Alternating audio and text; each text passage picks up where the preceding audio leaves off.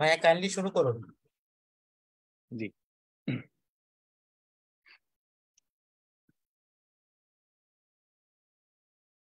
ভাইয়া শুরু করুন। শ্রোতা, আজকে আমরা বিএনআরসি কর্তৃক আয়োজিত টকশো ফোকাল পয়েন্ট 51তম পর্ব শুরু করছি। আজকে আমাদের যে আলোচ্য বিষয়, গণতন্ত্র রক্ষায় তরুণ প্রজন্মের ভূমিকা ও বর্তমান বাস্তবতা। আমাদের এখানে প্রধান আলোচক হিসেবে উপস্থিত রয়েছেন জনাব মাহমুদুর রহমান মান্না, সভাপতি নাগরিক ঐক্য। মাহমুদুর রহমান মান্না ভাই চাকসুর জিএস ছিলেন 1972 সালে, এবং পরবর্তীতে তিনি 1973 সালে জাসদ ছাত্রলীগের নেতৃত্বে আসেন, সাধারণ সম্পাদক নির্বাচিত হন এবং 1976 সালে সভাপতি নির্বাচিত হন। পরবর্তীতে তিনি ঢাকা বিশ্ববিদ্যালয়ের কেন্দ্রীয় ছাত্র সংসদ ডাকসুর 1979, 80 এবং 80, 81 দুই মেয়াদে নির্বাচিত ভিপি ছিলেন, এবং এরশাদ বিরোধী, স্বৈরাচার বিরোধী যে আন্দোলন, এই আন্দোলনের একজন সক্রিয় যোদ্ধা ছিলেন তিনি। এবং 1991 সালে তিনি আওয়ামী লীগে যোগদান করেন, এবং 2018 সালে যে নির্বাচন, সেই নির্বাচনে জাতীয় ঐক্য ফ্রন্টের হয়ে তিনি গুরুত্বপূর্ণ ভূমিকা পালন করেন। আমাদের সাথে আরো উপস্থিত হবেন জনাব হাবিবুর রহমান হাবিব, বিএনপির চেয়ারপারসনের উপদেষ্টা এবং পাবনা বিএনপির আহ্বায়ক। তিনি বাংলাদেশ ছাত্রলীগের সাবেক সভাপতি। এবং আমাদের মাঝে আরো তরুণ প্রজন্মের প্রতিনিধি হিসাবে উপস্থিত রয়েছেন দুজন, আবরার রেডিয়াস, যিনি একজন ব্যারিস্টার এবং বিএনপি নেতা জনাব ইলিয়াস আলীর সন্তান, এবং আরো উপস্থিত রয়েছেন ঢাকা বিশ্ববিদ্যালয়ের শিক্ষার্থী মনসুর রাফি, তিনি জাপানিজ স্টাডিজ বিভাগে 2018-19 সেশনের শিক্ষার্থী। তো আমরা আজকে আমাদের আলোচনা শুরু করতে চাই জনাব মাহমুদুর রহমান মান্না ভাইয়ের কাছ থেকে। আসলে আমরা দেখে আসছি 1952-এর যে ভাষা আন্দোলন, 1971 সালের যে স্বাধীনতা সংগ্রাম, এবং পরবর্তীতে এরশাদ বিরোধী যে আন্দোলন, স্বৈরাচার বিরোধী আন্দোলন, অথবা 111-এর তথাকথিত যে সেনা সমর্থিত সরকার, তার বিরুদ্ধে আন্দোলনে জোরালো অংশগ্রহণ ছিল তরুণদের। কিন্তু বর্তমানে এসে আমরা দেখছি যে তরুণ প্রজন্ম রাজনীতি থেকে একটু দূরে, এবং কেন জানি তারা রাজনীতির সাথে যুক্ত হওয়ার চেয়ে ব্যক্তি জীবন নিয়ে খুব বেশি ব্যস্ত হয়ে পড়েছে। এই বিষয়ে আমরা জনাব মাহমুদুর রহমান মান্না ভাইয়ের কাছ থেকে জানতে চাচ্ছিলাম। Thank you. আচ্ছা, আমি একটু একটু- তুমি তো নিজের পরিচয় বলনি ঠিক করে, কি কি বলে বলবো তোমাকে? জি, আমার পরিচয়, আমি আনিসুর রহমান খন্দকার অনিক। আমি ঢাকা বিশ্ববিদ্যালয়ের সাবেক শিক্ষার্থী এবং ঢাকা বিশ্ববিদ্যালয় কেন্দ্রীয় ছাত্র সংসদ ডাকসু, যেটি 2019 হ্যাঁ, সালে বুঝতে পেরেছি। নির্বাচন হয়েছিল, তুমি তো আমার সাথে কথা বলেছিলে। জি, সেখানে জাতীয়তাবাদী ছাত্র দলের প্যানেল থেকে জিএস পদে নির্বাচন করেছিলাম। Thank you. মানে এরকম একটা ইম্পর্টেন্ট আলোচনায় আমাকে দাওয়াত করার জন্য আমি খুব খুশি হয়েছি। আমার পক্ষে সম্ভব ছিল তাই আমি এসেছি, এবং এরকম অনুষ্ঠানে পারলে আমি আসি। কিন্তু একটু সমস্যা হয় কি, যদি ধারণাটা বেশি করা হয়ে যায়, আমি ঠিক অতখানি এরকম কিছু না। আমার চাইতে অনেক বড় বড় ছাত্ররা দেশে ছিলেন, যারা আমার চেয়ে বেশি ভূমিকা রেখেছেন, বা অনেক গবেষক আছেন যারা আমার সাথে ভালো বোঝেন। তো আমি আমার মানে চলার পথে আমার যে অভিজ্ঞতা হয়েছে, কিছু কিছু লেখাপড়াও করেছি, এই থেকে যে ধারণা পেয়েছি আমি সেই কথাটা বলি। এটা ওই যে একটা কবিতা বলে না, এখন যৌবন যার যুদ্ধে যাওয়ার তার শ্রেষ্ঠ সময়।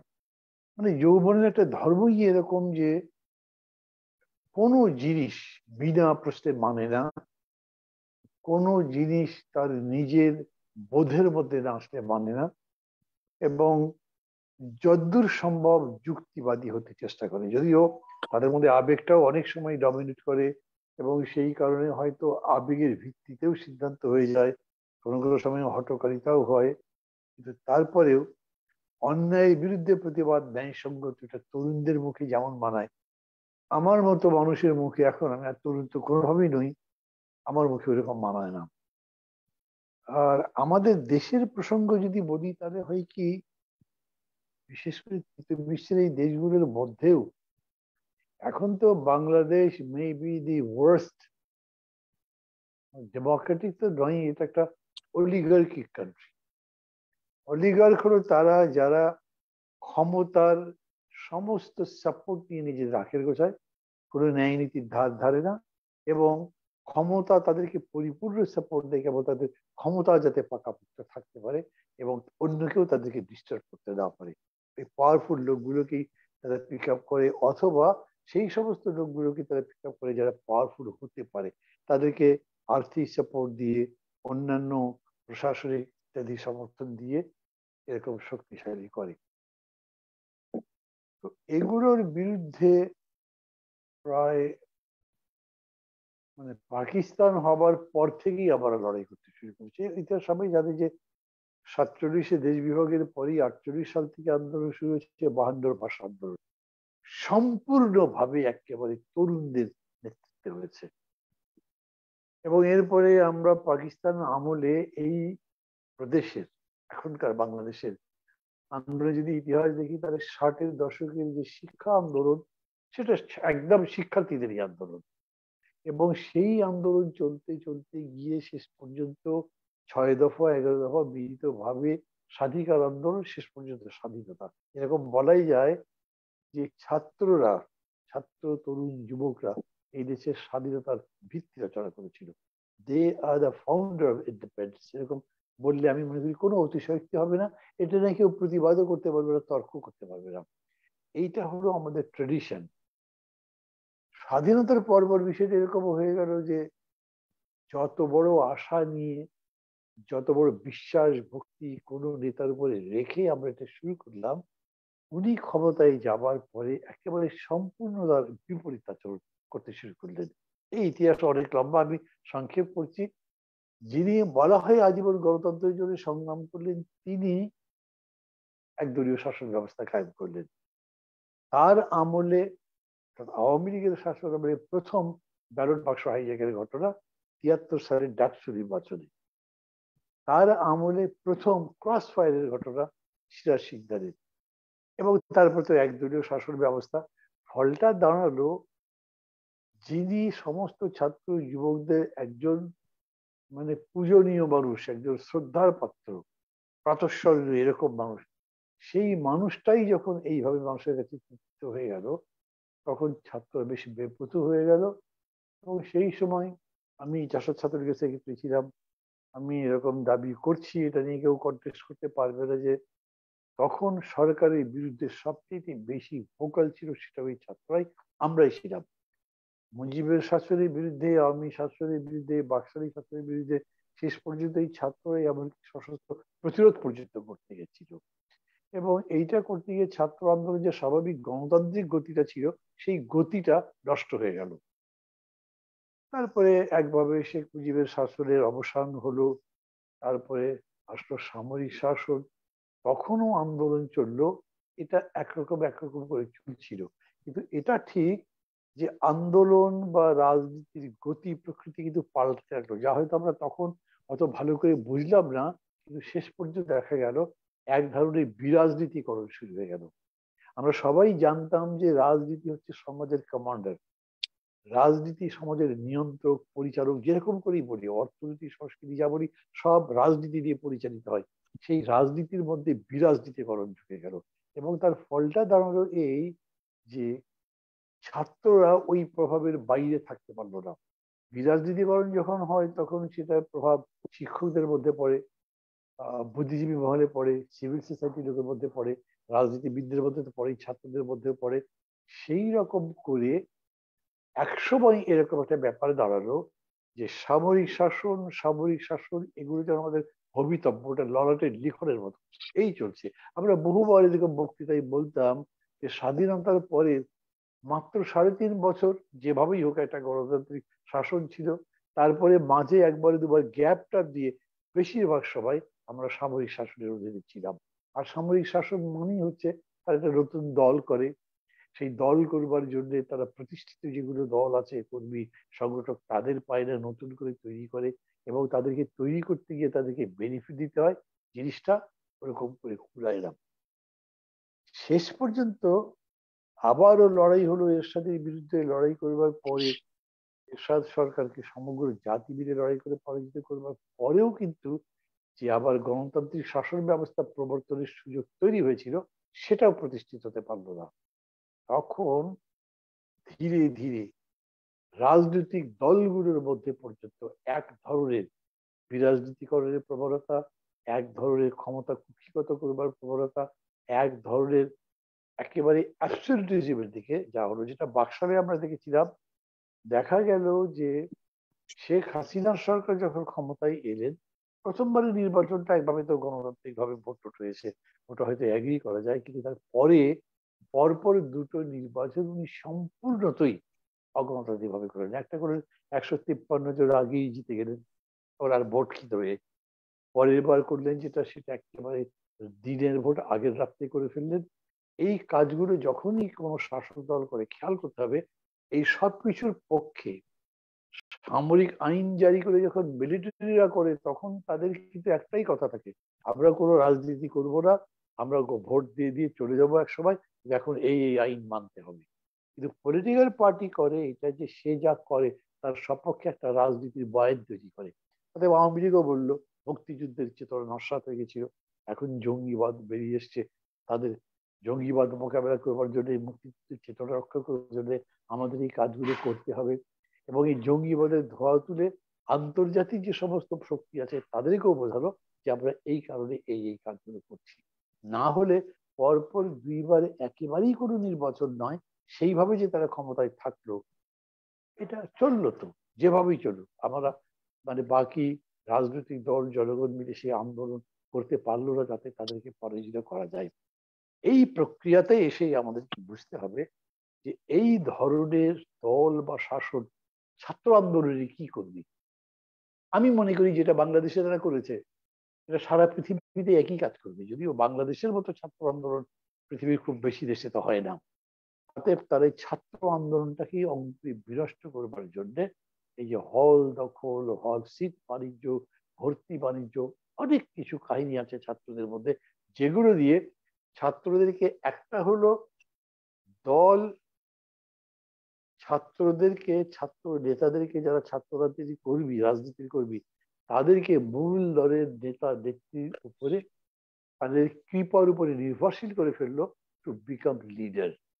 উনি ছাত্রলীগের বা ছাত্র দলের বা ছাত্র সমাজের বা অন্য কোনো সংগঠনের প্রেসিডেন্ট সেক্রেটারি হতে হলে মূল দলের নেত্রী তাকে যদি বেসিস দেন, তার নাম বলেন, তবেই হতে পারবে, তাছাড়া হতে পারবেন না।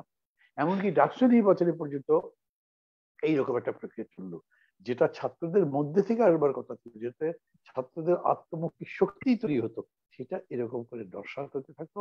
এবং তারপরে যখন হল বাণিজ্য, মানে হলের সিট দখল করা শুরু হয়ে গেল, অন্য বিরোধী দলের নেতা কেউ হলে থাকতেই পারলো না, তার মানে বিরোধী দল তো কার্যত বিশ্ববিদ্যালয় বা শিক্ষাঙ্গন থেকে, শিক্ষা প্রতিষ্ঠানগুলো থেকে, রাজনীতির অঙ্গ থেকে একদমই বহিষ্কৃত হয়ে গেল। মানে আমরা যারা এরকম বলি মাঝে মাঝে যে যুব সমাজ, ছাত্র সমাজ কেবল নিজের স্বার্থ চিন্তা করে, তারা তো আন্দোলন করে না, তারা বেশি ব্যক্তি কেন্দ্রিক হয়ে গেছে, খেয়াল করতে হবে তাদেরকে ঠেলে আমরা ওই রকম একটা জায়গায় পৌঁছে দিয়েছি যেখান থেকে তারা নিজেদের কথার বাইরে অন্য কথা ভেবেও কোনো ফলাফল পাচ্ছে না। ফলে তাদের রাজনীতির প্রতি আগ্রহ চলে গেছে, তারা রাজনীতির প্রতি তাদের আগ্রহ থাকলেও তারা সেই স্পেসটা পাচ্ছে না। এই কারণে আমি মনে করি ছাত্র রাজনীতি মানে ইনফ্যাক্ট আমরা আর দেখতে পাচ্ছি না। এখনো আন্দোলন হচ্ছে, বিশাল বিশাল আন্দোলন। সাম্প্রতিককালে যে ঘটনাগুলো আমি দেখলাম, বিশেষ করে মানে প্রধান বিরোধী দল বিএনপির যে সমস্ত বিভাগীয় সম্মেলনগুলো সে হলো, সেখানে সরকারি দল বাধা সৃষ্টি করবার পরে সাধারণ মানুষ পর্যন্ত যেরকম করে হেঁটে, মানে পায়ে হেঁটে, নদী সাঁতরে, ভেলায় চড়ে, মানে অভূতপূর্ব দৃশ্য তারা এসে যোগ দিল। রিক্সা চালকরা মানুষকে রিক্সায় তুলে তুলে গিয়ে সভাস্থলে পৌঁছে দিল, ভাড়া পর্যন্ত দিল না। মানে এটা আমার কাছে এটা এক ধরনের অভ্যুত্থানের মতো। আমি মনে করি মানুষের মধ্যে সেই জাগরণ হলো, কিন্তু যেটা স্ট্রাইকিং ফোর্স ছিল সবসময়, সেই তরুণ ছাত্র সমাজ বা তরুণ সমাজ, যুব সমাজ এই আন্দোলনের ভ্যানগার্ড নয়, তারা সামনে নাই।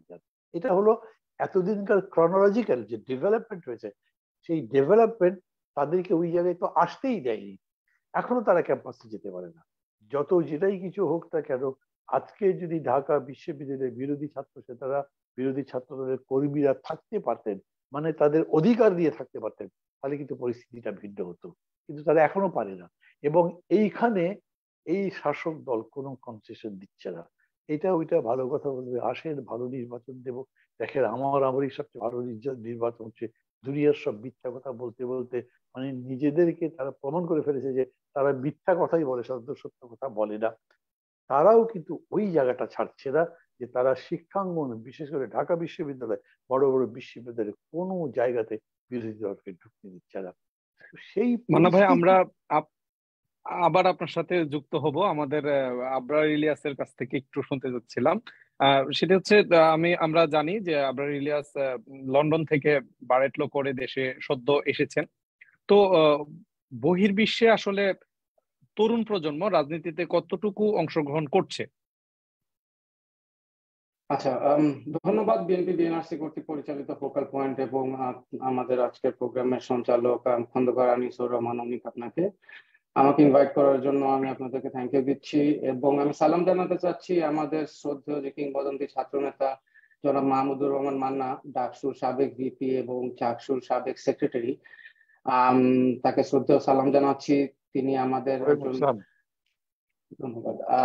তিনি, তার বিষয়ে একটি কথা আমি না বলেই নয় যে তিনি কিছুদিন আগে আমাদের যে অবস্থা বা ঘুম ফ্যামিলিদেরকে নিয়ে যে অবস্থা সেই বিষয়ে একটি উপন্যাস লিখেছেন, এবং এই উপন্যাসে আমি কিছুটা হলেও বা বই মোড়ক উন্মোচন প্রোগ্রামে কিছুটা হলেও কন্ট্রিবিউট করতে পারে আমি নিজেকে কিছুটা কৃতজ্ঞ বোধ করছি। এবং আপনাকেও ধন্যবাদ এই সময়ে বাংলাদেশের এইরকম একটি অবস্থায় এরকম বিষয় নিয়ে একটি উপন্যাস তুলে ধরা এবং উপন্যাসের মাধ্যমে মানুষকে ইন্সপায়ার করা। It is quite different from the politics that we have been doing so far. সেই সাথে আমি সালাম জানাচ্ছি প্রোগ্রামটি যারা দেখছেন বর্তমানে দেশে এবং বিদেশে বসে লাইভ দেখার যারা সুযোগ পাচ্ছেন সবাইকে। এই প্রোগ্রামে আপনারা অলরেডি বলেছেন যে বাংলাদেশের ইতিহাসে কিন্তু ছাত্রদের অংশগ্রহণ অত্যন্ত অতুলনীয় ছিল। ইতিহাসের প্রত্যেকটি অধ্যায় যদি আমরা দেখি তাহলে একটি একটি অধ্যায় কিন্তু আমরা পরিপূর্ণ করতে পারতাম না ছাত্রদের অবর্তমানে। ছাত্রদের চেষ্টা, এটা 52 আন্দোলন থেকে শুরু হয়েছে ভারত বিশ্বে, এবং 69-এর গণ অভ্যুত্থান, 71-এর আমাদের লিবারেশন ওয়ার এবং 90-এর গণ অভ্যুত্থানে আমি একটিতেও প্রেজেন্ট ছিলাম না, বা আমার তখন আসলে জন্ম হয়নি, কিন্তু আমি বই পড়ে বা মানুষের কাছ থেকে শুনে, আমার আত্মীয় স্বজন এবং আশেপাশে পারিপার্শ্বের মানুষের কাছ থেকে শুনে যতটুকু বুঝতে পেরেছি যে ছাত্ররাই ছিল এইসব আন্দোলনের মূল নায়ক। বাংলাদেশ তো অবশ্যই অন্যান্য দেশের তুলনায় অনেক বেশি ছাত্রদের ইনক্লুশন আছে এবং ছাত্ররা বেশি এটা পার্টিসিপেট করে, কিন্তু পৃথিবীর বিভিন্ন দেশের যদি আমরা আন্দোলন বা স্বৈরাচার বিরোধী আন্দোলন বা ন্যায্য অধিকার আদায়ের দাবিতে যে আন্দোলনের ছাত্রদের ভূমিকা দেখি, তাও কিন্তু অনেক বেশি। পৃথিবীর প্রতিটা দেশেই কিন্তু ছাত্ররা কোন রকমের তাদের ন্যায্য অধিকার আদায় বা তাদের বিরুদ্ধে বা দেশের বিরুদ্ধে যে কোনো রকম খারাপ বা বর্বরতার শিকার যেসব জায়গায় হয়, এসব জায়গায় কিন্তু ছাত্ররা উঠে দাঁড়িয়েছে। আপনারা যদি দেখেন, আই থিঙ্ক জার্মানির নাৎসি বাহিনীর বর্বরতা এবং হিটলারের যে সময়, ওই সময় কিন্তু ওই দেশের জুইশ স্টুডেন্টরা কিন্তু মাথাচাড়া উঠে দিয়েছিল, এবং হিটলার কিন্তু তার নিজের দেশেই প্রশ্নবিদ্ধ হয়েছিল ওই দেশের স্টুডেন্টদের দ্বারা। এছাড়া আপনি যদি দেখেন পাকিস্তানের আইয়ুব খানের মিলিটারি রেজিম আছে, এগুলোর বিরুদ্ধে স্টুডেন্টরা লাগাতার আন্দোলন করে গিয়েছে। ইন্ডিয়ার আসামে দেখেন, কলকাতায় হয়েছে, থাইল্যান্ড, পৃথিবীর বিভিন্ন দেশে। আপনি আফ্রিকান কান্ট্রিজ গুলো যদি দেখেন, ঘানা, উগান্ডা, সাউথ আফ্রিকা, যে অ্যান্টি অ্যাপার্টাইড মুভমেন্টস আছে, এগুলাও কিন্তু ছাত্ররা একটা বিরাট ভূমিকা পালন করছে তাদের বর্ণবাদী আন্দোলনের সাথে। এছাড়া অত্যন্ত উন্নত যেসব দেশ রয়েছে, যেমন ইউএসএ, ইউকে অথবা ইংল্যান্ড, ওয়েলস, এরকম দেশে, এইসব দেশে কিন্তু ছাত্ররা সকল সময় খুবই তারা পার্টিসিপেশনে খুবই আগ্রহী, তারা ভোট দিতে আগ্রহী, তারা জানতে আগ্রহী, তারা রাজনীতি সম্পর্কে তারা সবসময় রাজনীতির সাথে যুক্ত না থাকলেও তারা সবসময় বিষয়টা নিয়ে জানে।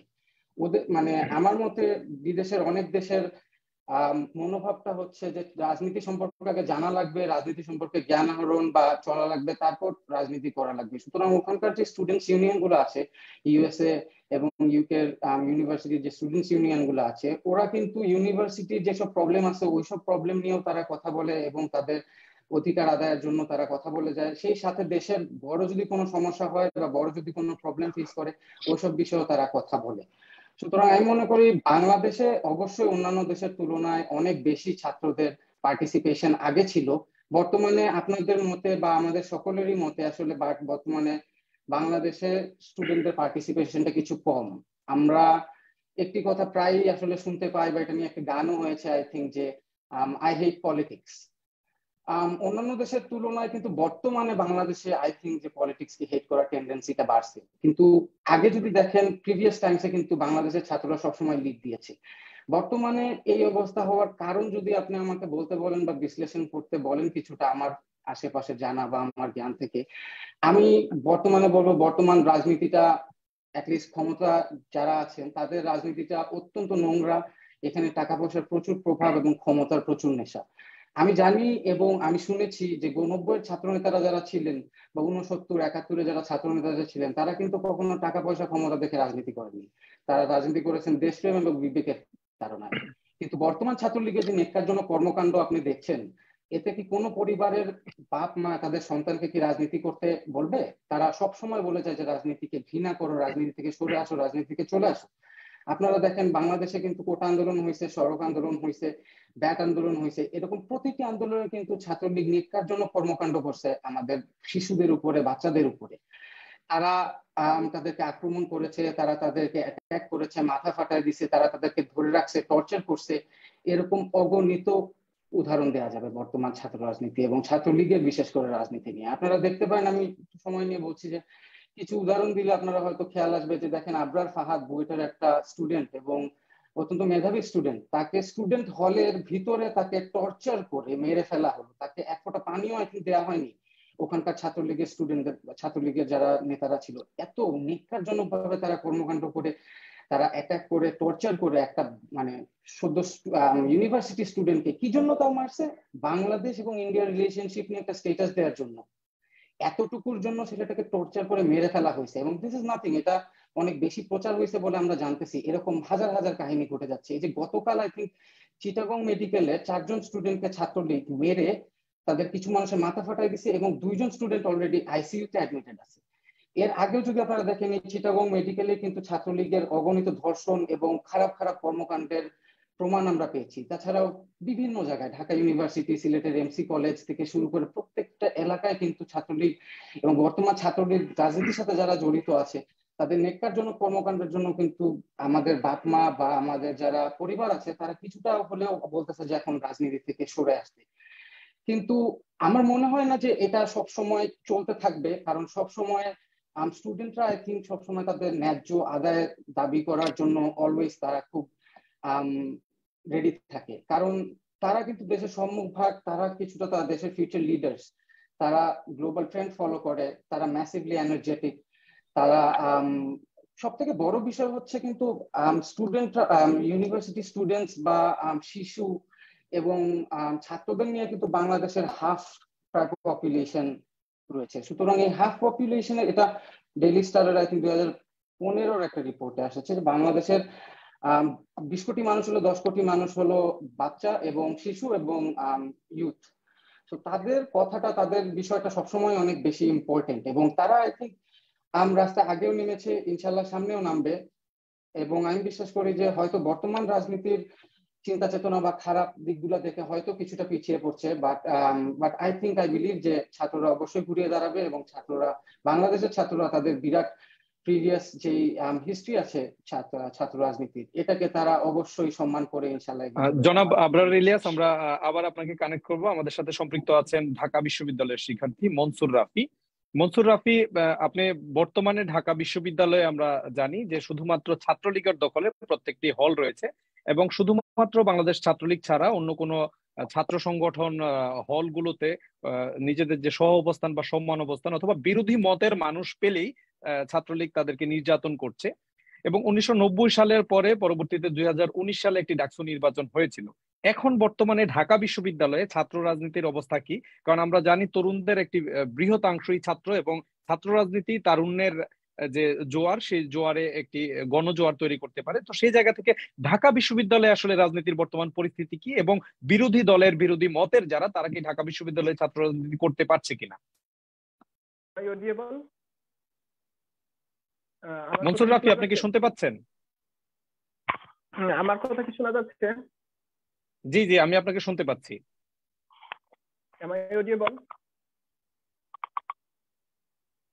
মনসুর রাফি, ধন্যবাদ।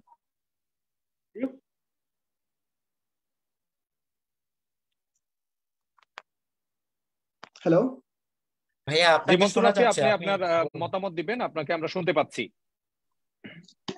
ধন্যবাদ অনিক ভাই। আজকের এই গণতন্ত্র রক্ষায় তরুণ প্রজন্মের ভূমিকা এবং বর্তমান বাস্তবতা শীর্ষক আজকের এই আলোচনা সভায় আমাকে আলোচনা করার সুযোগ দান করার জন্য আমি প্রথমেই আমাদের ঢাকা বিশ্ববিদ্যালয় কেন্দ্র ছাত্র সংসদে দুইবারের ভিপি, কিংবদন্তি তুল্য ছাত্র নেতা মাহমুদুর রহমান মান্না ভাই, আমাদের সিলেটেরই বড় ভাই অগ্রজ ব্যারিস্টার আবরার ইলিয়াস ভাই, এবং এই অনলাইনের মাধ্যমে যেসব যারা আমাদের এই আজকে এই আলোচনা সভাটা টকশোটা দেখছেন এবং শুনছেন, সবাইকে আসসালামু আলাইকুম এবং আদাব। তো অনিক ভাই আমাকে যে প্রশ্নটা করলেন, বর্তমানে ঢাকা বিশ্ববিদ্যালয়ে রাজনীতির যে অবস্থা, আসলে আজকে আমাদের যে আলোচনার যে বিষয়বস্তু ছিল তরুণ গণতন্ত্র রক্ষা, তরুণ প্রজন্ম, আসলে তরুণ প্রজন্মকে রাজনীতি থেকে দূরে সরিয়ে রাখার জন্য একটা ষড়যন্ত্র করা হচ্ছে। সেই ষড়যন্ত্রের একটা অংশ হচ্ছে ঢাকা বিশ্ববিদ্যালয়ের বর্তমান রাজনৈতিক পরিস্থিতি। বর্তমানে এমন কোনো দিন নেই একটা ভীতির সঞ্চার করার চেষ্টা করছে এবং একটা ভয়ের একটা সংস্কৃতি তৈরি করার চেষ্টা করা হচ্ছে। এমন কোনো দিন নেই যে হলে হলে নির্যাতন এটা কোনো বিচ্ছিন্ন ঘটনা না, বা নিউজে যেগুলো আসে সেগুলো কোনো বিচ্ছিন্ন ঘটনা। সেটা হচ্ছে একটা মাস্টার প্ল্যান, যেটা হচ্ছে কি এই দেশে একটা মাত্র রাজনৈতিক দল থাকবে, মানে it's really sad to say but truth is the state is leading to a one party state, এবং যেখানে এ ধরনের একটা আশা বা আকাঙ্ক্ষা ওরা ব্যক্ত করছে যে ওদের যে চিন্তা দ্বারা ওদের যে মতামত সেটা ছাড়া আর কেউ থাকবে না। এই যে কোনো এজন্য হচ্ছে কি ন্যূনতম একটা সমালোচনা বা বিরোধী মত সহ্য করা হচ্ছে না। আমরা দেখতে পাই যে গত বছর 24 এবং 26 মে ঢাকা বিশ্ববিদ্যালয়কে রীতিমতো সন্ত্রাসী হামলার মাধ্যমে ছাত্রদলকে বিতাড়িত করার একটা ঘৃণ্য একটা চেষ্টা করা হয়, এবং অন্যান্য যে ক্রিয়াশীল ছাত্র সংগঠনগুলো আছে তারাও যে খুব বেশি ভূমিকা রাখতে পারছে তা কিন্তু না, বরং পুরো ক্যাম্পাস মোটামুটি ছাত্রলীগ লিজ নিয়েছে বলা চলে। তাদের সাধারণ শিক্ষার্থীদেরকে তাদেরই যে অধিকার যে হল তাদের সিট সেগুলো দখল করে নিয়ে তাদেরকে জোর করে প্রোগ্রাম করাচ্ছে, মধুর ক্যান্টিনে নিয়ে যাচ্ছে, জোরপূর্বক মিটিং মিছিল করাচ্ছে, স্লোগান দেওয়াচ্ছে। এবং ওরা এর কারণ কি? এর কারণ হচ্ছে কি সাধারণ শিক্ষার্থীদেরকে, তরুণ সমাজকে তাদের অধিকার থেকে দূরে সরিয়ে রাখা, যাতে তাদের যে অধিকারগুলো হরণ করা হয়েছে, বিশেষত including the very basic right of citizen being, ভোটাধিকার, সেই ভোটাধিকার থেকে শুরু করে যেসব অধিকার হরণ করেছে বর্তমানে সরকার, সেগুলো নিয়ে যাতে সাধারণ শিক্ষার্থীরা, তরুণ সমাজ কথা বলতে না পারে। যেহেতু ঢাকা বিশ্ববিদ্যালয়ের সাধারণ শিক্ষার্থীদের আমরা জানি এই যে তরুণ সমাজের একটা মিলন মেলা, বুদ্ধিভিত্তিক চর্চার একদম প্রাণ কিন্তু সেই ঢাকা বিশ্ববিদ্যালয়ের সবচেয়ে প্রধান টার্গেট করা হচ্ছে। এবং এর জন্য এই জায়গায় প্রতিটা হলে হলে একটা ভীতিকর পরিবেশ তৈরি করা হয়েছে। কোনো বিরোধী মতকে হচ্ছে গিয়ে স্থান দেওয়া হচ্ছে না। আমি নিজেও এর ভুক্তভোগী, আমি নিজেই এর শিকার। এবং ক্যাম্পাসে সহাবস্থায় যেখানে সামান্য সমালোচনা গ্রহণ করা হচ্ছে না, বাংলাদেশের সর্বশ্রেষ্ঠ মানে মেধাবীদের শিক্ষা প্রতিষ্ঠান যেটা Bangladesh university of engineering. Mansur Rafi, আসলে ঢাকা বিশ্ববিদ্যালয়ের হলগুলো এখন কাদের নিয়ন্ত্রণে, বা হলের যে সিট বন্টন সেটি কি প্রশাসনের মাধ্যমে হচ্ছে নাকি কোন ছাত্র সংগঠনের মাধ্যমে হচ্ছে?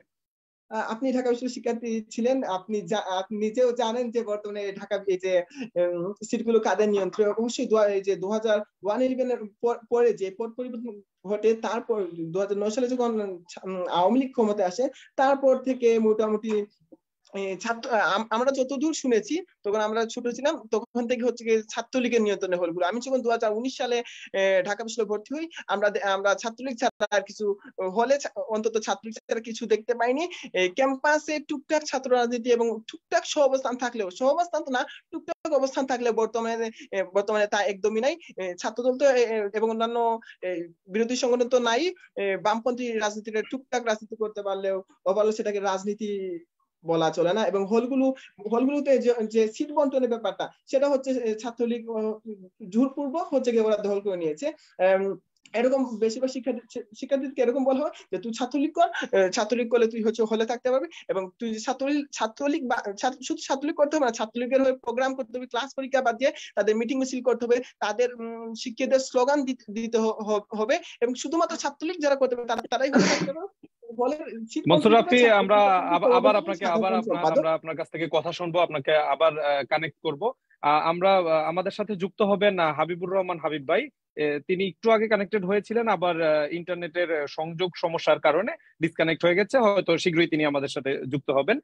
আমাদের মাহমুদুর রহমান মান্না ভাইয়ের কাছে জানতে চাওয়া, আসলে আমরা দেখেছি 1971 সালে, আমরা শুনেছি 1971 সালে শান্তি কমিটি নামক একটি কমিটি হয়েছে যারা মুক্তিযুদ্ধকে বিভিন্নভাবে বাধাগ্রস্ত করেছে।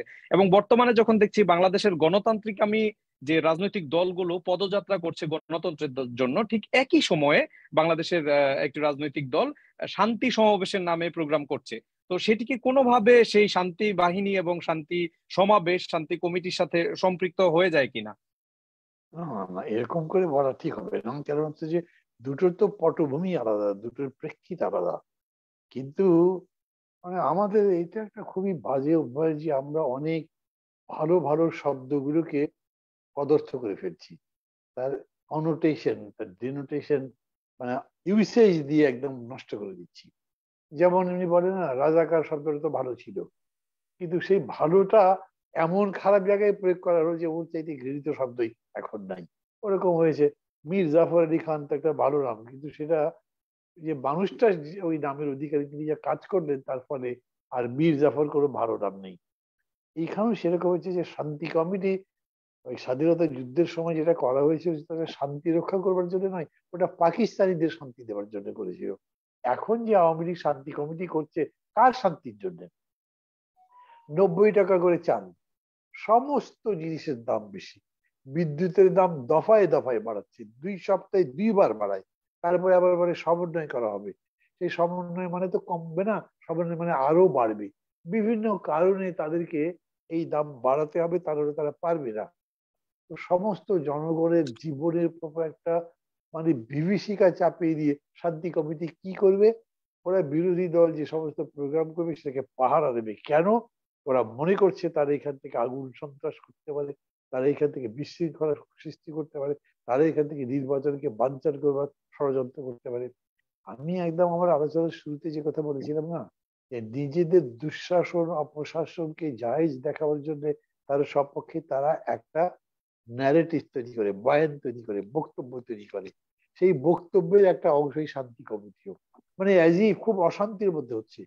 কিন্তু খুবই স্ট্রাইকিংলি গত 4 মাস ধরে বিরোধী দল হিসেবে বিএনপি যে আন্দোলনটা করছে, আমি নিজে কয়েক জায়গাতে কথা বলেছি, আজকে আমার এখানে সুযোগ পেলাম তাই বলছি। মানে বিএনপি একটা উদাহরণ ক্রিয়েট করে ফেলেছে যে উইদাউট বিং ভায়োলেন্ট, মানে এক ধরনের মারমুখী না হয়েও যে একটা খুবই প্রতিবাদী আন্দোলন করা যায়, খুবই একটা প্রচার ধর্মী আন্দোলন করা যায়, খুবই গঠনমূলক আন্দোলন বা সংগঠন করা যায়, সেটা উদাহরণ দেখেছেন। এই বিরোধী দলের পক্ষ থেকে কোনো বিশৃঙ্খলা করা হয়নি, বরঞ্চ বিশৃঙ্খলা যেটা করেছে সেটা সরকারের পক্ষ থেকে। সরকারের বাহিনী, পুলিশ বাহিনী গুলি করে, কোনো কারণ ছাড়া গুলি করে মানুষ মেরে ফেলেছে। এবং গুলি করেছে কি, দেখা গেল AK-43 47 সহ ছবি ছাপা হয়েছে ডিবির লোক। ডিবির লোক ওখানে কেন গেল? ওই ব্যাপারে কোনো ইনভেস্টিগেশন, তার কোনো ব্যবস্থা হয়নি। মূলত মানে গুলি, সন্ত্রাস, লাঠি, টিয়ার গ্যাস ছড়াচ্ছে, কিন্তু ক্ষমতাসীনরা দোষটা চাপাবার চেষ্টা করছে অপোজিশনের উপরে। এবং সেইটার জন্য তারা তাদের জন্য সবচেয়ে সুবোধী শব্দগুলো ব্যবহার করবার চেষ্টা করছে, কিন্তু এগুলো কাজে লাগছে না। এই বয়ানগুলো সব মানুষ প্রত্যাখ্যান করছে। আমি বলছি জাতীয় এবং আন্তর্জাতিক ভাবে। আন্তর্জাতিক ভাবে বললাম কেন? ওই শেখ হাসিনা প্রথমবার এরকম একটা ফ্রডুলেন্ট ইলেকশন করবার পরে সারা বিশ্ব যখন বলেছিল যে এটা কি হলো, এটা কোনো ইলেকশন তো নয়, উনি বললেন কনস্টিটিউশন রক্ষার জন্য করতেছে, 1 বছরের মধ্যে আমি আর একটা নির্বাচন দেবো, কিন্তু সেটা উনি দেননি। তো সারা দুনিয়া অবাক হয়ে গেছে, এরকম করে মিথ্যা কথা বলা যায়। যেরকম জাপানের অ্যাম্বাসেডর কয়েকদিন আগে বললেন না, দিনের ভোট যে আগের রাত্রে হতে পারে, আমি তো জীবনে ভাবিও নাই। এটা হলো এইরকম। শান্তি কমিটি যে এত অশান্তি তৈরি করতে পারে, এটা পৃথিবীর লোক ভাববে না। মানুষও জানে এগুলো কোনো শান্তি কমিটি না, এগুলো অশান্তি কমিটির হোতা, অশান্তি কমিটির জনক এগুলো। এরাই সবচেয়ে বেশি ঝামেলা তৈরি করতে পারে। যেমন আজকের আমি যতগুলো রিপোর্ট পেয়েছি যে উপজেলা পর্যায়ে, ইউনিয়ন পর্যায়ে যে মানে মার্চ ছিল, রোড মার্চ, ওই কর্মসূচিগুলো, সেখানে প্রচুর পরিমাণ অনেকগুলো জায়গাতে এই শান্তি কমিটি বলে আওয়ামী লীগ বলে তারা হামলা করেছে। তো ওইটা কোনো বিষয় না, এরা হলো সব ক্ষমতার দালাল, ক্ষমতার ভাড়াটিয়া দালাল, গুন্ডা বাহিনী, এটা করতে আসছে। এরা কোনো শান্তি কমিটি হবার তো প্রশ্নই আসে না, এবং শান্তি রক্ষা করবার কাজে এরা কিছু করবে, খোদ সরকারই করতে পারে তো ওরা করবে কোত্থেকে? এদের কাছে কোনো কিছু পাওয়ার এখন আশা নেই, জনগণও আশা করে না। আমি অনেক নিজের অভিজ্ঞতা থেকে মানুষ আমাকে জিজ্ঞেস করে, ভাই কবে মুক্তি পাবো? জাস্ট শব্দটা এরকম, কবে মুক্তি পাবো? এই অন্যায় অত্যাচার এগুলো তো সহ্য হচ্ছে না, সহ্য করতে পারছি না, চলতে পারছি না। সমস্ত জিনিসের দাম বেশি, অশান্তি মনের মধ্যে, সমস্ত পরিবারের মধ্যে। মানে মানুষ সত্যি সত্যি বুক ভরে শ্বাস নিতে চায় এখন, যেটা নিতে পারছে না। অতএব তাদের এগুলোর কোনো ধরনের পজিটিভ ভ্যালু ক্যারি করে বলে আমি মনে করি না। মান্না ভাই, আপনার কাছে একটি বিষয় জানতে চাও। আমরা দেখছি যে 1990 সালের পরে আর কখনো চাকসু নির্বাচন হয়নি, 1992 সালের পরে জাকসুতে আর কখনো নির্বাচন হয়নি, এবং 1989 এর পরে রাকসু নির্বাচন আর অনুষ্ঠিত হয়নি, এবং 1990 সালের পরে যে ডাকসু নির্বাচন হয়েছিল 28 বছর পরে 2019 সালে, সেই নির্বাচনটিও প্রশ্নবিদ্ধ, এবং যত ছাত্র সংগঠন সেখানে অংশগ্রহণ করেছিল প্রত্যেকটি সংগঠনই সেই নির্বাচন বয়কট করেছিল। তাহলে ছাত্র রাজনীতির ক্ষেত্রে কি ছাত্র সংসদ নির্বাচন না হওয়া একটি বড় অন্তরায়? আর সেটি যদি হয়ে থাকে সেক্ষেত্রে এই ছাত্র সংসদ নির্বাচন না হওয়ার পিছনে আসলে দায় কাদের? প্রথম কথা, এই প্রশ্নটার মধ্যে এক ধরনের মানে কি বলবো আবেগ আছে কেমন। 52-তে যখন ভাষা আন্দোলন হয়েছিল তখন তো কোনো ডাকসু ছিল না। ভাষা আন্দোলনের চাইতে বড় ইম্প্যাক্ট তৈরি করা আন্দোলন আমাদের দেশে হয়নি, এবং ওটা একটা ছাত্র আন্দোলন। আমি আবার বলছি, ভাষা আন্দোলন প্রধানত ছাত্র আন্দোলন, শেষের দিকে সবাই যুক্ত হয়েছে, সেটা 6 দফা আন্দোলন হয়েছে, 11 দফা আন্দোলন হয়েছে, 11 দফা ছাত্রদের আন্দোলন ছিল, কিন্তু এই 52 আন্দোলনের সময় ডাকসু ছিল না। 60-এর দশকের আন্দোলনের সময় পরশেরই ছিল ডাকসু, আবার বড় সময় ধরে ডাকসু ছিল না। ফলে আন্দোলন যে হচ্ছে না সেটার কারণ ডাকসু, এই কথা বলা ঠিক হবে না। যেমন আমি 2বার ডাকসু ভিপি হয়েছি, এবং তোমরাও যেরকম করে বলছো বোঝা যায় যে আমি এখনো পর্যন্ত ছাত্র প্রিয় আছি, কিন্তু আমার সময় তো বিরাট কোনো আন্দোলন হয়নি।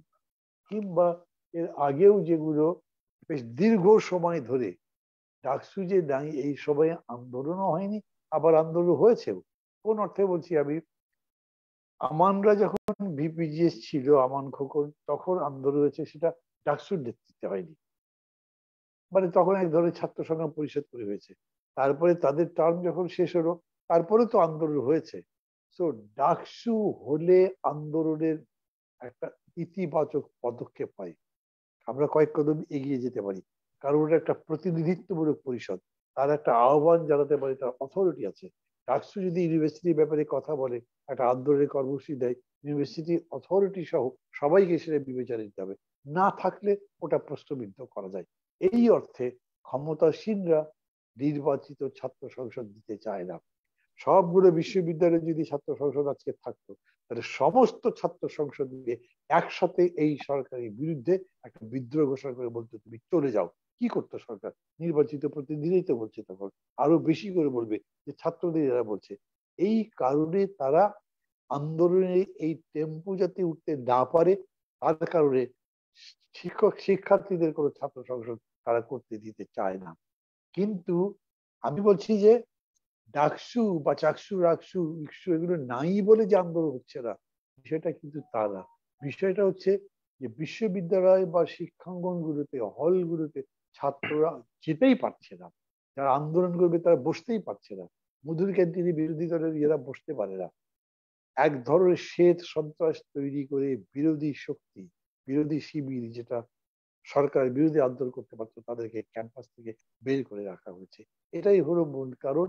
আর একবার যেটুকু ডাকসু দিয়েছে, এই ডাকসুটা ওই খণ্ডিত, দ্বিখণ্ডিত, বিভাজিত যেরকম করেই বলি, যত দুর্বল বলি, তারপরে এইটুকু সিম্বলি যতখানি শক্তি ছাত্রদেরকে দিতে গেছিল, তাতেই সরকার অনেক বেশি পাজল।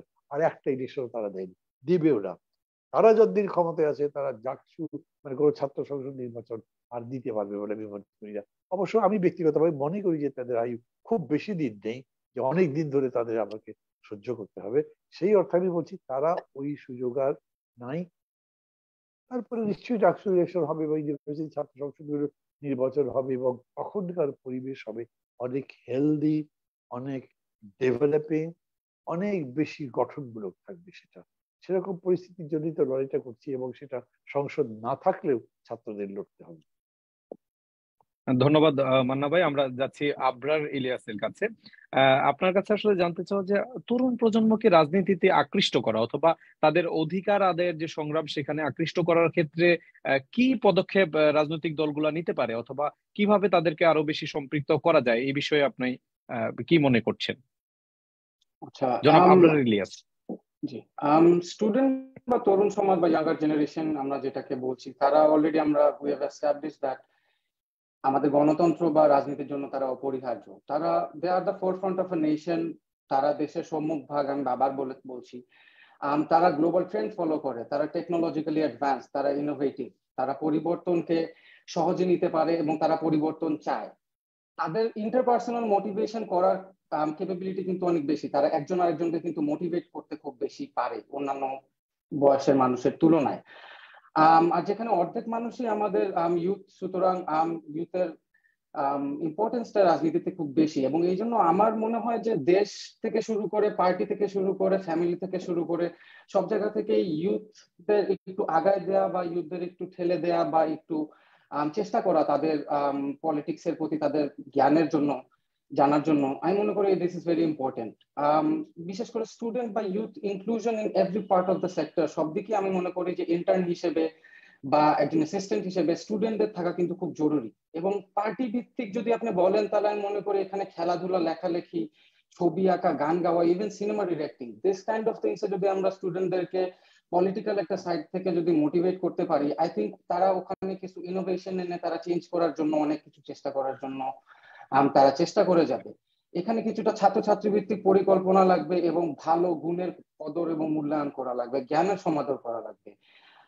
যেমন আমরা কিছুটা হলেও আমার মনে হয় যে আমি দেখতে পাই যে বিএনপির একটা প্রোগ্রাম আছে যে খুদে বিজ্ঞানী একটা আয়োজন করা হয়। ওই প্রোগ্রামটা আমার কাছে খুব ভালো লাগে যে এখানে জ্ঞান এবং স্টুডেন্টদের ট্যালেন্টের প্রতি খুব মনোযোগ দিয়ে তাদেরকে বিকশিত করার জন্য চেষ্টা করা হয়। এছাড়াও আমি মনে করি যে সকল জায়গায় যদি স্টুডেন্টদেরকে, আমাদের যারা সিনিয়র আছেন তারা যদি স্টুডেন্টদের প্রতি একটু বেশি, অবশ্যই আপনারা অনেক বেশি মনোযোগ দেন এবং তরুণদেরকে ইন্সপায়ার করার চেষ্টা করেন, বাট আমি মনে করি যে আপনারা যদি আর একটু বেশি স্টুডেন্ট ভিত্তিক চলাফেরা বা আন্দোলন বা স্টুডেন্টদেরকে কিছুটা ইন্সপায়ার করে তাদের সাথে কথা বলে তাদেরকে মনোবল প্রকাশ করে, এমনিতে স্টুডেন্টদের মনোবল অন্যান্য মানুষের তুলনায় অনেক বেশি থাকে, কিন্তু আপনারা যদি, আমাদের সিনিয়র লিডার্সরা যদি আমাদেরকে বা আরো যারা তরুণ নেতা আছে সবাইকে যদি একটু করে কাছে থেকে নিয়ে যদি সুন্দর করে ইন্সপায়ার করে এবং আমাদের দেশের ভবিষ্যৎটা সম্পর্কে একটু বুঝায়, আমি মনে করি যে উইথাউট এ ডাউট, কোনো ডাউট ছাড়াই স্টুডেন্টরা এবং বাংলাদেশের তরুণ সমাজ অবশ্যই রাজনীতিতে আসার জন্য তারা আগ্রহী হবে। ধন্যবাদ। মনসুর রাফি। মনসুর রাফি, ঢাকা বিশ্ববিদ্যালয়ের বেশিরভাগ শিক্ষার্থী রাজনীতি থেকে এখন তার ব্যক্তি জীবনকে খুব বেশি প্রায়োরিটি দিচ্ছে এবং আগে আমরা যখন দেখতাম যে ন্যায্য দাবি আদায়ের লড়াইয়ের ক্ষেত্রে তারা সকল কিছু ভুলে আসলে সেই আন্দোলনে নিজেদেরকে সামিল করে ফেলতো, কিন্তু বর্তমানে ঢাকা বিশ্ববিদ্যালয়ের বেশিরভাগ শিক্ষার্থীরাই শুধুমাত্র ব্যক্তি জীবন নিয়ে ব্যস্ত এবং যারা কিছু মানুষ রাজনীতি করছে সেটাও খুব সংখ্যায় কম এবং বিরোধী মতের যে রাজনীতি, সেই রাজনীতি থেকে তারা সবসময় নিজেদেরকে বাঁচিয়ে রাখতে চাচ্ছে শুধুমাত্র একটি চাকরি পাওয়ার আশায় এবং অধিকাংশ ক্ষেত্রেই দেখা গেছে রুটি রুজির জন্য তারা নিজেদের যে চিন্তা ভাবনা, সেই চিন্তা ভাবনার ক্ষেত্রেও কিছুটা পরিবর্তন এনে একদম নিজের মতো করে তাদের কেরিয়ার গোছাতে চাচ্ছে। তো এই জায়গা থেকে ঢাকা বিশ্ববিদ্যালয়ের শিক্ষার্থীদেরকে সঠিক বা সত্যের পথে, রাজনীতির পথে নিয়ে আসার জন্য কি কি উদ্যোগ নেওয়া যেতে পারে বলে আপনি মনে করেন? ঢাকা বিশ্ববিদ্যালয়ের সাধারণ শিক্ষার্থীরা যে কেরিয়ার সেন্ট্রিক বেশি হয়ে গেছে বা ব্যক্তি কেন্দ্রিক বেশি হয়ে গেছে, এই যে রাজনীতি বিমুখ হয়ে যাচ্ছে বা এর চেয়ে বেশি আমার কাছে মনে হয় যে তাদেরকে বাধ্য করা হচ্ছে কেরিয়ার সেন্ট্রিক হতে, যে রাজনীতির চেয়ে নিজের কেরিয়ারে মনোযোগ দিতে। কারণ একটা শিক্ষার্থী যখন তার কেরিয়ারের চেয়ে তার রাজনীতি বা দেশের জনগণের অধিকার, রাজনীতি বলতে আমরা কি বুঝি, দেশের সাধারণ শিক্ষার্থীদের, দেশের জনগণের এবং নিজের রাষ্ট্রের অধিকার নিয়ে কথাবার্তা বলে রাজনীতি। এই রাজনীতি নিয়ে যখন বেশি অধিক সচেতন হয়ে যাবে সাধারণ শিক্ষার্থীরা, তখন হচ্ছে কি একটা সরকার যে কিনা জনগণের ভোটে নির্বাচিত না, যাকে কিনা দেশের অধিকাংশ রাজনৈতিক দল এবং জনগণ স্বৈরাচারী হিসাবে আখ্যায়িত করেছে, তার জন্য আসলে এটা চ্যালেঞ্জিং হয়ে যায়। সেজন্য সেটাকে এমন একটা মেকানিজমে নেওয়া হয়েছে যে সাধারণ শিক্ষার্থীরা যাতে রাজনীতি কম করে এবং তাদের কেরিয়ার সেন্ট্রিক বেশি হয়ে যায়, সেটা হচ্ছে একটা দীর্ঘ প্রক্রিয়া এবং ইঞ্জিনিয়ারিং এর ফল আমি মনে করি। আমরা দেখতে পাই যে অনেক শিক্ষার্থীরা এই জিনিসটা ব্যাপক হারে বৃদ্ধি পেয়েছে যে পলিটিক্স এটা বেশি পেয়েছে যে তার কেরিয়ারটা ঠিক বেশি হচ্ছে। এর কারণ হচ্ছে কি, আমরা দেখি যে এক সময় যে কোনো রাজনৈতিক দল করার পরে কিন্তু বিশেষ ক্যাডার হতে পারতো, সরকারি চাকরি পেতে পারতো, তার সুযোগ ছিল ঢাকা বিশ্ববিদ্যালয়ের শিক্ষক হওয়ার। তো আমরা ঢাকা বিশ্ববিদ্যালয় করতে আসি বা বিশ্ববিদ্যালয় যারা করতে আসি, তাদের কিন্তু অনেকেরই স্বপ্ন থেকে ভালো একজন টিচার হওয়ার কিংবা সরকারি চাকরির মাধ্যমে দেশ এবং জনগণের সেবা করার জন্য। এবং ক্ষমতা চর্চার ব্যাপারটা কিন্তু আপনার এই যে আমাদের কাছে কিন্তু অনেক থাকে। তো এটা আসলে অনেক একটা কাঙ্ক্ষিত বস্তু থাকে তাদের জন্য, কিন্তু সেই কাঙ্ক্ষিত বস্তু অর্জনটা রাজনীতি করে, অর্থাৎ মানে যারা বিরোধী দলের রাজনীতি করে, তাদের জন্য অনেক রীতিমতো অসম্ভব করে দেওয়া হয়েছে বর্তমান রেজিমে এসে। সেজন্য হচ্ছে সাধারণ শিক্ষার্থীরা দেখা যাচ্ছে যে বিরোধী দলের রাজনৈতিক দল যেমন ছাত্র দল বা অন্যান্য সংগঠন করছে না, তারা হচ্ছে শিক্ষক হওয়ার জন্য, শুধুমাত্র শিক্ষক হওয়ার জন্য তারা কি করছে, ছাত্রলীগের রাজনীতি করছে। এই ব্যাপারটা বিগত কয়েক বছরে কিন্তু আমাদের ক্যাম্পাসে প্রচুর পরিমাণে বেড়ে গেছে। শুধুমাত্র বিশেষ ক্যাডার হওয়ার জন্য ছাত্রলীগের পোস্ট নিয়ে রাখছে বা ছাত্রলীগের মিটিং মিছিল করছে। ও কিন্তু এই আদর্শে এই বর্তমান যে একদম বিশ্বাসী না, কিন্তু সে তার কেরিয়ারের জন্য সে যেহেতু অন্য রাজনৈতিক দল করলে বা এই বর্তমান ক্ষমতাসীনদের বিরোধী শিবিরে গেলে হচ্ছে গিয়ে সে তার যে কাঙ্ক্ষিত লক্ষ্য সেই লক্ষ্য অর্জন করতে পারবে না, সেটা রীতিমতো যে অসম্ভব, একদম বন্ধ করে দেওয়া হয়েছে। সেজন্য সে বাধ্য হয়ে তার হচ্ছে গিয়ে এই কেরিয়ার সেন্ট্রিক থাকতে হচ্ছে, মনে করেন হচ্ছে যে হয় ছাত্রলীগ করতে হচ্ছে অথবা একটা নিউট্রাল একটা জায়গায় থাকতে হচ্ছে। মনে করেন সরকারি চাকরি করার জন্য কিংবা শিক্ষক হওয়ার জন্য কিংবা একটা মোটামুটি কমফোর্টেবল ক্যাম্পাস লাইফ লিড করার জন্য শিক্ষার্থীরা হচ্ছে নিউট্রাল গ্রাউন্ড অথবা ছাত্রলীগ চুজ করে নিচ্ছে। তাদেরকে যে অন্যান্য বিরোধী দলীয় রাজনীতি বা নিজের বেশিরভাগ শিক্ষার্থী কিন্তু সচেতন, আমি ব্যক্তিগত মনে করি বেশিরভাগ শিক্ষার্থী রাজনীতি সচেতন, কিন্তু তারা কথা বলতে পারছে না, তাদের মুখটা বন্ধ করে রাখা হচ্ছে গিয়ে এই যে একটা তারা যে চাকরি পাবে না, তারা যে শিক্ষক হতে পারবে না, এই ধরনের একটা সংস্কৃতি নিয়ে আসার মাধ্যমে। এবং আমরা বেশিরভাগ শিক্ষকদের কি দেখছি, বিশেষ পিএইচডি ছাড়া শিক্ষক হচ্ছেন, অনেক অ্যাসিস্ট্যান্ট প্রফেসর আছেন যাদের কোনো পিএইচডি নাই এবং পড়ানোর জন্য ন্যূনতম কোয়ালিটি নেই। কারণ হচ্ছে বেশিরভাগ শিক্ষকরা কিন্তু হচ্ছে বর্তমানে বেশিরভাগ দলখানা এবং হচ্ছে গিয়ে দলীয়ভাবে নিয়োগপ্রাপ্ত হয়ে থাকেন। এবং সেটাও অবশ্য ঢাকা বিশ্ববিদ্যালয়ের যে শিক্ষার মান কমে যাওয়ার পেছনে সেটাও কিন্তু অন্যতম কারণ। তারাই হচ্ছে পাঠদান করছেন, তারাই আবার হচ্ছে হলের প্রভোস্ট হচ্ছেন, হাউস টিচার হচ্ছে, সেই হলে আবার হলে ছাত্র নির্যাতন হচ্ছে। সেইগুলো জাস্টিফিকেশনও কিন্তু সেই ছাত্রলীগ থেকে বা ছাত্রলীগ ব্যাকগ্রাউন্ড থেকে নিয়োগ পাওয়া শিক্ষকরাই করতেন। এবং একটা বিশ্ববিদ্যালয় ক্যাম্পাস কিন্তু শুধুমাত্র শিক্ষার্থীদের দ্বারা নষ্ট করা সম্ভব না, শিক্ষক এবং শিক্ষার্থী একই সাথে কিন্তু এই যে ছাত্র রাজনীতির যে অধঃপতন সেটা ঘটিয়েছিল। এবং সেক্ষেত্রে বর্তমান যে আমরা যা দেখছি গত 12-14 বছরে সেটাতে আমার কাছে মনে হয় ছাত্রদের যে শিক্ষকদের ডাটা একটু বেশি, কারণ তারাই হচ্ছে জাস্টিফিকেশন করছেন।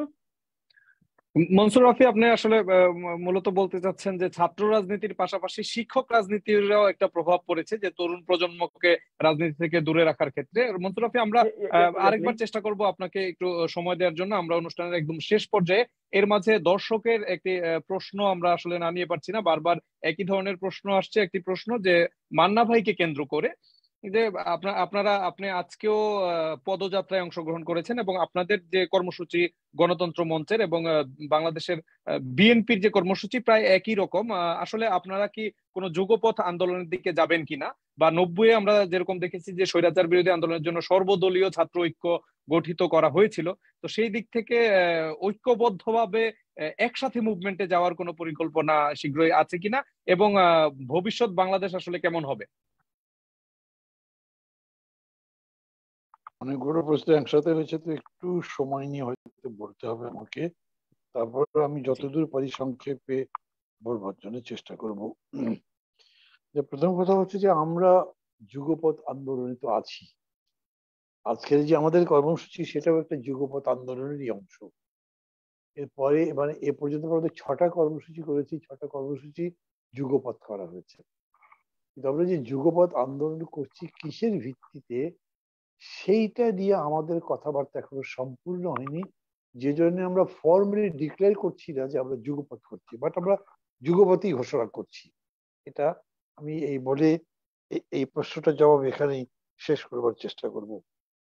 কি হবে, এইটা তো একটা $1 মিলিয়ন কোশ্চেন। কি চাই সেটা বলতে পারি। কেন? একটা গণতান্ত্রিক রাষ্ট্র চাই, একটা মানবিক রাষ্ট্র চাই, একটা কল্যাণ রাষ্ট্র চাই, এরকম একটা রাষ্ট্র চাই যেখানে জীবনটা স্বচ্ছন্দ হয়, মানুষ হ্যাপি থাকে। ভুটানে যেরকম মিনিস্ট্রি অফ হ্যাপিনেস আছে না, আমাদেরও একটা মিনিস্ট্রি অফ হ্যাপিনেস থাকতে পারে। আমাদের কোন লোকটা হ্যাপি কথা তো বলাই মুশকিল। সেই কারণে আমরা বলছি যে আমরা যে লড়াইটা করছি সেই লড়াই কেবলমাত্র একটা রেজিম চেঞ্জের লড়াই না, এটার সঙ্গে সঙ্গে আমরা রাষ্ট্র মেরামতের বা রাষ্ট্র সংস্কারের কথা বলছি এবং সেই কর্মসূচি বলছি। সেই লক্ষ্যে বিএনপি 10 দফার পাশাপাশি 27 দফা দিয়েছে, আর আমরা কম্বাইন্ড ওয়েতে 14 দফা দিয়েছি। 14 দফার 27 দফার মধ্যে একটা সংশ্লেষণ হচ্ছে, আমরা কথাবার্তা বলছি, মিলে একটা দফাতে যাব যেটা অঙ্গীকার করবে to all the political forces যারা এই আন্দোলনের মধ্যে আছে, তারা বলবেন যে আমরা ক্ষমতায় গেলে পরে এইরকম করে একটা রাষ্ট্র গঠন করবার চেষ্টা করব। আমি মনে করি যে আমাদের দেশের গণতান্ত্রিক আন্দোলনে এটি একটি বিশেষভাবে উল্লেখযোগ্য দিক যেটা আমরা করবার চেষ্টা করছি, এবং আমি মনে করি এই ব্যাপারে সাকসেসফুল হয়েছে এই জন্য যে যেখানে এক মঞ্চে দাঁড়ানো অসম্ভব ছিল, এখন অসম্ভব, কিন্তু এক মঞ্চ না হলেও এক মঞ্চের ইফেক্ট দেওয়ার মতো, অর্থাৎ সব দলগুলো মিলে একই কর্মসূচি, একই দিন, একই সাথে, যেটাকে যুগপৎ বলছি, তাতে ঐক্যের একটা বিরাট দিক উন্মোচিত এবং প্রতিষ্ঠিত হয়েছে। সেই অর্থেও আমি মনে করি যে আমাদের অগ্রগতি আছে, এবং এই আন্দোলনটাকে যদি আমরা বুঝে শুনে সামনের দিকে নিয়ে যেতে পারি বিজয়ের পথে, তাহলে আমরা তো সেই রকম একটা রাষ্ট্র গঠন করবার দিকে যেতে পারবো। এখন আপনি যে কথাটা বলছেন, মানে আমি দেখলাম এর আগে ওদের দুজনকেও এই প্রশ্নটা তুমি করেছো, সরি। আমি মনে করি এই জায়গাগুলো একটু আমাদের স্পষ্ট হওয়া দরকার। আমার কাছে মনে হয় 1 বছর পরে সো কল্ড ইলেকশনের একটা ডেট ওরা বলছে, তো তার মানে ইলেকশনের জন্য 1 বছর যাই হোক একটা তোলপাড় হয়ে যাবে, হয়তো তার আগেও তোলপাড় হয়ে যেতে পারে, গভর্নমেন্টও চেঞ্জ হতে পারে, আন্দোলন হলে যেটাই হোক না কেন, কিন্তু ওই পর্যন্তই ওদের এই গভর্নমেন্টের ডিউরেশন। তারপরে কি হবে সেইটা আমাদের দেখার বিষয়। ছাত্র আন্দোলন হয়তো হয়নি, এই অল্প সময়ের মধ্যে ছাত্র আন্দোলন কতখানি হবে তাও জানি না, তবে ছাত্র আন্দোলনের ব্যাপারে যেই ধরনের একটা হতাশার কথা বলা হচ্ছে না, মানে তোমাদের এই আলোচনার মধ্যেও এক ধরনের হতাশার ব্যাপার আসছে, আমি কিন্তু এরকম মনে করি না যে ছাত্ররা খুবই স্বার্থপরতা দিয়ে মগ্ন হয়েছে, ছাত্ররা কেবল নিজেদের কথা ভাবে, এটা আমি মনে করি না। প্রথম কথা হচ্ছে man is by nature selfish. প্রত্যেকে নিজের কথা ভাববে না, নিজের জীবনের কথা ভাববে, তার জীবনটা সুন্দর কেমনে হয়, সুখের কেমনে, সবাই ভাববে, এবং সেই জন্য সে অনেক কিছুর সাথে কম্প্রোমাইজও করবে, এটা মানুষ করে। তো রাজনীতির ব্যাপারটা তো সেকেন্ডারি, আগে তো আমার জীবন। আমি দেখছি যে আমি যদি এখন ছাত্র দল করি, আমি যদি এখন বিরোধী কোনো ছাত্র সংগঠন করি, ক্যাম্পাসের হলে আমি উঠতে পারবো না। হলে ওঠার জন্য আমার ক্যাম্পাসের বা হলের মাস্টার যে ছাত্রলীগের নেতা আছে তার সাপোর্ট লাগবে, তারপর হলে উঠতে পারবো, তো থাকার জায়গা নেই। অনেক আমার ছাত্র সংগঠন আছে, আমার দল মানে আমার দলের সাথে কাজ করে যে ছাত্র সংগঠন, ওদের ইউনিভার্সিটি কমিটি ছিল একটা। এই কমিটি আজ থেকে 5-6 বছর আগে যখন ওপেনলি কাজ করতে গেছে, জাস্ট বারের সামনে দাঁড়াতে পারি, ছত্রখান হয়ে গেছে। এখনো আমরা ওই কাজগুলো করি, কিন্তু যাদের সাথে কথা বলি তারা বলে আমরা তো প্রকাশ্যে করতে পারবো না, আমরা হলে থাকতে পারবো না, আপনারা বাইরে আমাদের থাকার ব্যবস্থা করেন, তাহলে আমরা সেটা করতে পারবো। আমি বলছি যে আমরা যখন ছাত্রদের এই কথা ভাবছি, তখন এটা ভাবছি না যে ছাত্ররা যখন এই ধরনের অসহায়ত্ব, সিকিউরিটির অভাবে সাফার করছে, তখন তাদেরকে রাজনীতিও করতে পারে, সিকিউরিটিরও এক ধরনের গ্যারান্টি দিতে পারি, এরকম চিন্তা করে অর্গানাইজ করার কাজ আমরা করি নাই। করা যেত। মানে আমি এরকম দেখি অনেকেই আছে হলে থাকে না, কিন্তু মেস করে করে আছে, এক এক মেসে একটা ছাত্র সংগঠনের হয়তো 10 জন 12 জন 20 জন করে আছে। তো এরকম যদি করা যেত, খেয়াল করেন কোটা বলেন, ভ্যাট বলেন, বা এই ধরনের যে সমস্ত আন্দোলন, কোনোটাই ক্যাম্পাসের মধ্যে হয়নি, সব ক্যাম্পাসের বাইরে গিয়ে হয়েছে এবং জিতেছে আন্দোলনগুলো। তাহলে ইউনিভার্সিটি হলে আছে, ঠিক আছে, ইউনিভার্সিটি হলে চুপচাপই থাকলো, কিন্তু আবার মেকানিজম আছে, যে মেকানিজম ওইখানে তাদেরকে ইউনাইট করে ডেমোক্রেটিক মুভমেন্টের জন্য, বাইরে রাস্তায় লড়াই করবার জন্য বলে। ঢাকা ইউনিভার্সিটির ছেলে যদি গিয়ে প্রেস ক্লাবের সামনে বন্ধের অংশ নেয়, তার জন্য তার কোনো বড় সমস্যা হয় না। মানে এই জন্যেই লেনিন, যদিও আমি এখন লেনিনবাদী নই, কিন্তু তার একটা কথা আমি সবাইকে স্মরণ করে দিতে চাই, সেটা তিনি বলেছেন ফ্যাসিবাদের বিরুদ্ধে লড়াই করবার জন্য প্রকাশ্য, অপ্রকাশ্য, আধা প্রকাশ্য সব ধরনের আন্দোলন করা দরকার। আধা প্রকাশ্য বা অপ্রকাশ্য মানে কি, ছাত্ররা তার ক্যাম্পাসের মধ্যে হয়তো অ্যাক্টিভিটি চালাচ্ছে না, কিন্তু বাইরে করছে। যদি বাইরে এরকম হতো যেরকম করে কোটার আন্দোলন গিয়ে আপনার রাস্তা দখল করে ফেলেছে, সেই রকম করে আছে গণতন্ত্রের দাবিতে বা অন্য কোনো কিছুর দাবিতে ছাত্ররা সরাসরি গিয়ে ক্যাম্প একটা মাঠে বসতো কিংবা কোনো জায়গাতে ডেমনস্ট্রেট করতো, মানুষের মধ্যে শক্তি সাহস আরো বৃদ্ধি পেত। এটা একটা কৌশল হতে পারতো। আমি কিন্তু মোটিভেশনের কোনো সমস্যা দেখছি না। আমি একটু আগে বললাম না, আমাকে লোকে জিজ্ঞেস করে ভাই কবে ছাড়া পাবো, কবে মুক্তি পাবো, মানে তারা মনে করছে যে তারা বন্দি আছে। ঠিক এরকম করে আমি বলছি যে ছাত্রদের ব্যাপারটাও মোটিভেশন না, তারা জানে তাদেরকে যদি আমি বিকল্প পথ দেখাতে পারি, একটা শেল্টার দিতে পারি, যতদূর পারি সিকিউরিটির ব্যবস্থা করতে পারি, যতদূর পারি সে বিপদাবলী থেকে সাহায্য করতে পারি, এরকম যদি করা যায়, এবং সেটা করা সম্ভব, কেউ কেউ করে, হয়তো আমি পারি না কিন্তু তুমি পারো বা আরেকজন পারে, তাহলে সে যেরকম করে ডেডিকেশন নিয়ে কাজটা করতো, কোনো প্রক্রিয়া না থাকবে, সে কিন্তু ইনার টাইপের থাকবে, কাজটা করতে পারবে না। এই জন্যে এখনকার আন্দোলনের সবচেয়ে বড় সমস্যা, সমস্ত মানুষ চায় যে সরকার যাক, কিন্তু স্ট্রাইকিং ফোর্স নাই, ভ্যানগার্ড নাই। আমরাও সেটা প্রত্যাশা করব। আসলে জনাব মাহমুদুর রহমান মান্না ভাই, আমরা প্রোগ্রামের একদম শেষ পর্যায়ে, আপনি যদি দর্শক, এখানে আমাদের সাথে অনেক দর্শক কানেক্টেড আছে, আপনি যদি তাদের উদ্দেশ্যে কিছু অল্প সময়ের মধ্যে যদি কিছু বলতে চান।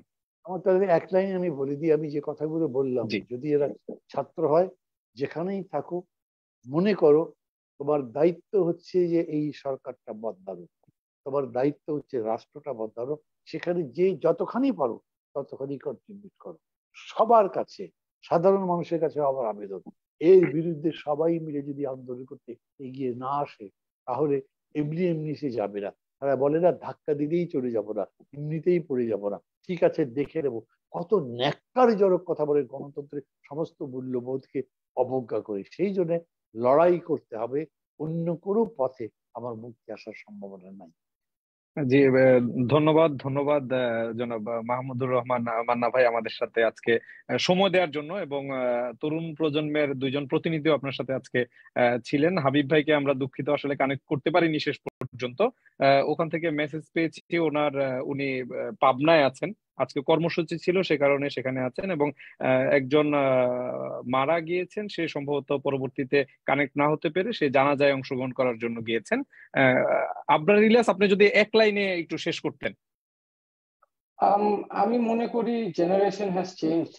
স্টুডেন্ট কিছু কনভেনশনাল পলিটিক্স থেকে সরে এসে তারা ডিফারেন্ট পলিটিক্স এখন করতেছে।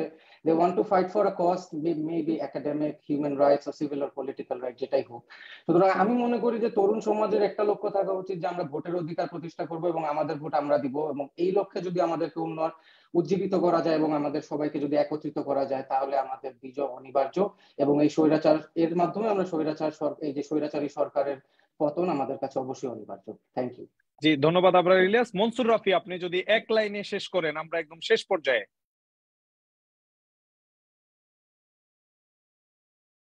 আমি ইলিয়াস ভাইয়ের সাথে একাত্ম পোষণ করতে চাই যে সব সমস্যার মূলে হচ্ছে গিয়ে আপনাদের যে ভোটাধিকার যে এই দেশে, সেটা হচ্ছে সব সমস্যার একদম মূল কজ। কিন্তু আমাদেরকে সেই সমস্যা থেকে উত্তরণ করতে হবে, না হলে ক্যাম্পাসে বা ছাত্র রাজনীতি বা ছাত্রদের এবং তরুণদের যে অন্যান্য যে সমস্যা সেগুলা থেকে কিন্তু উত্তরণ ঘটানো অনেক টাফ হয়ে যাবে। তাই তরুণ সমাজের উচিত যে মানে প্রধান যে লক্ষ্য বর্তমানে যে এই যে দেশকে একটা ওয়ান পার্টি স্টেট হওয়া থেকে বাঁচাতে, দেশকে গণতন্ত্র পুনরুদ্ধারের জন্য দেশের নিজেদের ভোটাধিকারটা আবার ফিরিয়ে আনার জন্য একটা লড়াই করা, সংগ্রাম করা এবং ঐক্যবদ্ধভাবে সেই সংগ্রামটা শেষ করা এবং জিতে আসা। জি, ধন্যবাদ মনসুর রাফি, ধন্যবাদ। আমরা বিএনআরসির পক্ষ থেকে আজকে অনুষ্ঠানে আপনারা যারা যুক্ত হয়েছেন গেস্ট হিসাবে, আলোচক হিসাবে, তরুণ প্রজন্মের প্রতিনিধি হিসেবে, এবং যারা আমাদের এই অনুষ্ঠান আজকে লাইভের মাধ্যমে দেশে এবং দেশের বাইরে দেখেছেন, আপনাদের সবাইকে জানাচ্ছি বিএনআরসির পক্ষ থেকে ধন্যবাদ। আমাদের আগামী পর্ব ফোকাল পয়েন্ট 52তম পর্ব শুরু হবে। আগামী পর্ব হবে আগামী শনিবার রাত 9টায়, একই সময়ে 1 ঘন্টার প্রোগ্রাম, এবং মিডিয়া সেলের যে ফেসবুক পেজ, সেই ফেসবুক পেজের মাধ্যমে আপনাদেরকে জানিয়ে দেওয়া হবে। আমাদের সাথে থাকার জন্য, আমাদেরকে সময় দেওয়ার জন্য এবং ধৈর্য সহকারে আমাদের কথা শোনার জন্য আপনাদের সবাইকে জানাচ্ছি ধন্যবাদ।